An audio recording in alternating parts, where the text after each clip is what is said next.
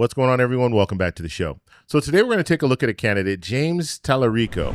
So he's declared that he's going to be running in Texas in the Senate race against Cornyn or Paxton.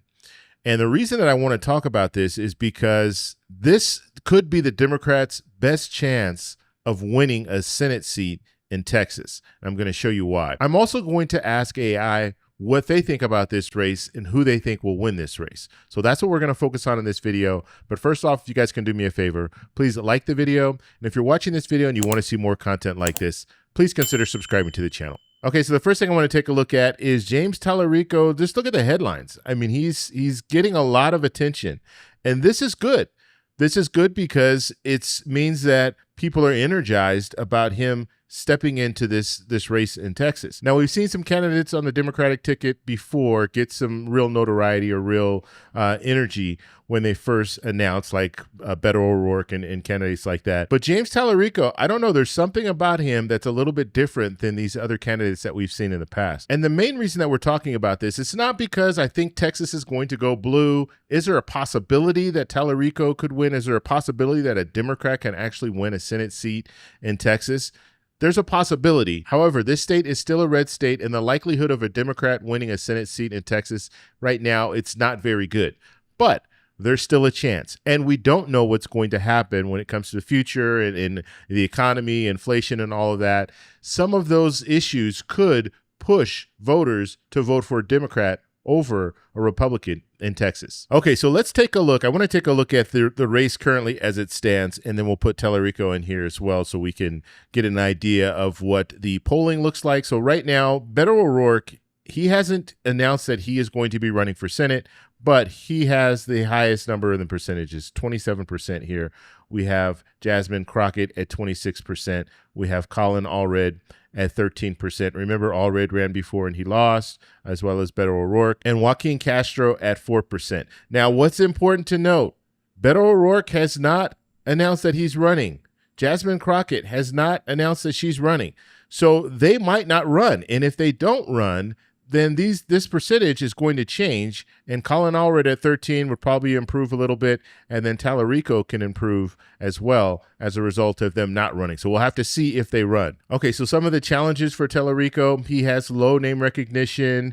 Fundraising is always going to be an issue pretty much for any candidate. And at this point, he does need to scale up his operation and competing against declared and undeclared heavyweights. Okay, so he has some names out there that have better name recognition. And with that name recognition, they'll be able to fundraise easier and things like that. Okay, so with Talarico, let's take a look at some of the strengths in his profile. He's a former teacher. He's a state representative now, so he's run for office before.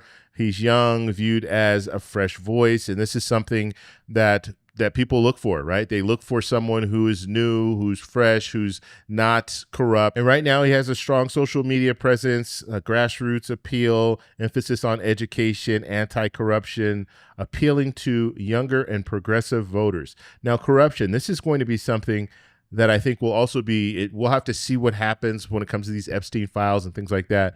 But this is something that people are really uncomfortable with, right? They're uncomfortable with corrupt politicians. They're uncomfortable with the elites. So this could be something that we see in the future help candidates who are new into the game, because they can always say, look, I'm not corrupt, and look at these corrupt politicians, look at what they're doing, look at what they're trying to hide. Okay, so let's briefly look at what's at stake. So the primary winner will face longtime Republican incumbent. Now, we don't know if that's going to be true. That's Cornyn.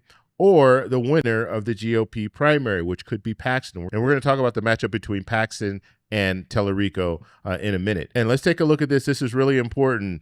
Texas has been reliably Republican in recent statewide elections. I think they had a statewide election. The last statewide election that a Democrat won was in 1990, major election.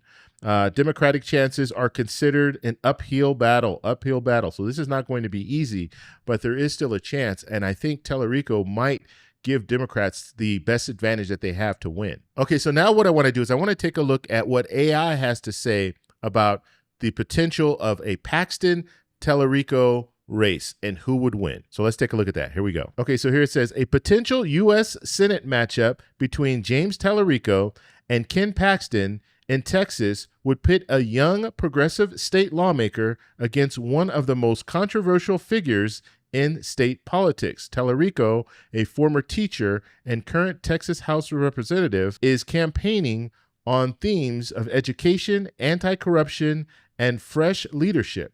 His appeal lies with younger voters, progressives, and suburban moderates who may be looking for a new voice. His challenges are significant. Texas has leaned Republican in every statewide race for over 3 decades, and his name recognition and fundraising lag behind better-known Democrats.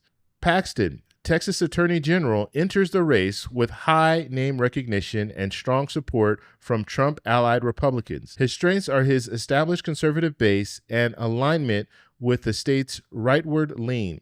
However, his legal controversies and impeachment trial have left him politically vulnerable, especially among swing voters in suburban areas. The race would likely hinge on turnout and perception.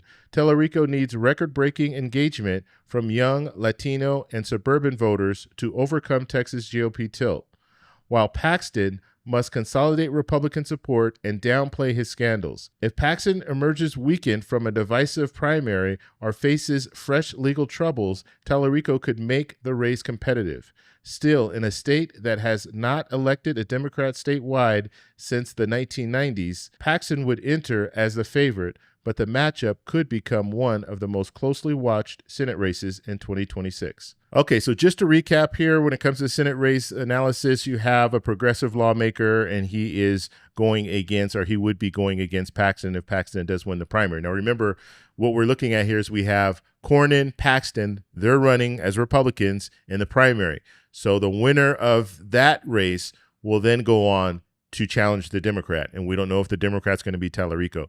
But I just wanted to give you guys put Paxton in there because I'm going to show you some polling later where Paxton is leading. He's leading in all the polls right now. Okay, so let's go ahead and continue. Talarico emphasizes education, anti-corruption, and leadership, has appeal among young voters, progressives, suburban moderates. Now, Paxton's known for high name recognition, conservative support, key factors, turnout, engagement, and Paxton's scandals. Okay, so now let me show you the polling. This is coming from Real Clear Politics, and this is the Paxton-Cornyn race. Okay, so this is the primary race. What are we looking at? Overall, we're looking at Real Clear Politics average. You have Paxton at plus 2.3. So Cornyn's at 35%. Paxton's at 37.3%. If we look at some of the latest pollsters, coefficient here, this was conducted between 825 and 827, 818 likely voters, Paxton at 39, Cornyn at 36, Paxton plus 3. If we look at TSU YouGov, this was conducted between 8/6 and 8/12, 1,500 registered voters, Paxton at 44, Cornyn at 39, and we have Paxton plus 5. We'll look at the last one here. Emerson, this was conducted between 8/11 and 8/12, 491 registered voters, Paxton at 29, Cornyn at 30, Cornyn plus 1. So you see Paxton right now has an advantage in the primary, and he could very well win the primary. Now, why is this important? Why are we focused on this race? Why are Democrats looking at this and saying they could, if Talarico is in there, or even if you have another Democrats in there and they're running against Paxton, why is that something that Democrats will be watching very closely and actually wishing for? They would rather run against Paxton than run against Cornyn because Cornyn, he's an incumbent. Okay, so an incumbent, he's going to carry a certain advantage with that. And so let me show you the breakdown when it comes to the Senate right now. Now, I've already plugged in a lot of these seats because of just looking at polling. This is probably where they're going to go. Right now, Republicans have 52, Democrats have 45. You need a majority to win the leadership, okay? But when it comes to Democrats, they're going to need 51.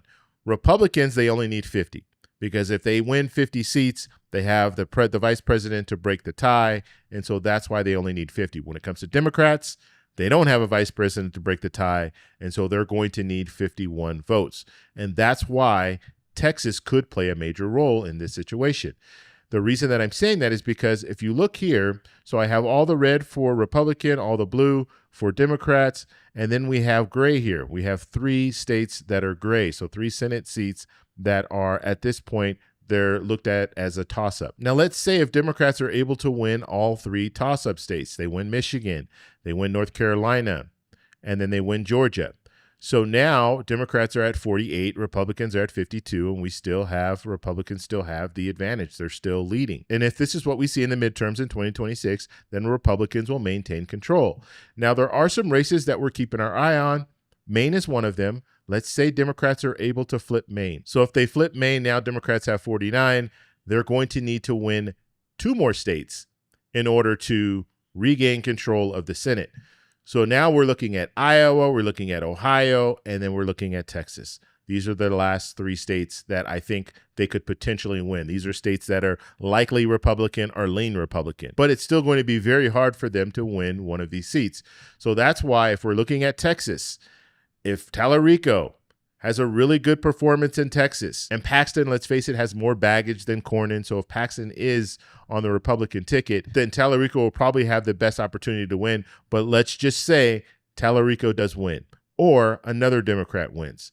Now we're looking at 50-50. And as I stated, Republicans still have the advantage of 50-50 because of the vice president. And so they would still need to win 1 more state. So they would need to win Ohio or Iowa. Now we know Iowa, Senator Ernst has decided she's not running. So that's an open seat. So we don't know what's going to happen with that seat and who's going to be running on the Democratic ticket, who's going to be running on the Republican ticket. But Iowa tends to lean to Republicans, and so Republicans still have an advantage in Iowa. Ohio as well leans for Republicans. However, you have Sherrod Brown, who is a proven winner in Iowa. He's won a Senate seat in Iowa before. So if he can put together that same recipe, maybe he can win again. And so let's just say one of them flips. Let's say Ohio flips. If Ohio flips, now we're looking at Democrats at 51, Republicans at 49.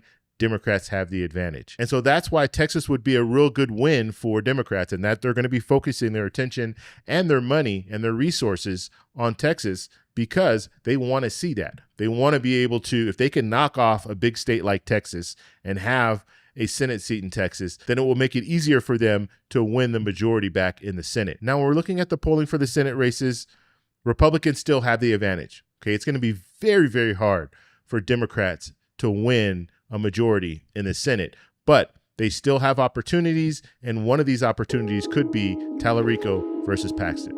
I want to know what you guys think, so let me know in the comments below. If you like this video, please give me a thumbs up. Please subscribe for more, and I'll talk to you in the next one.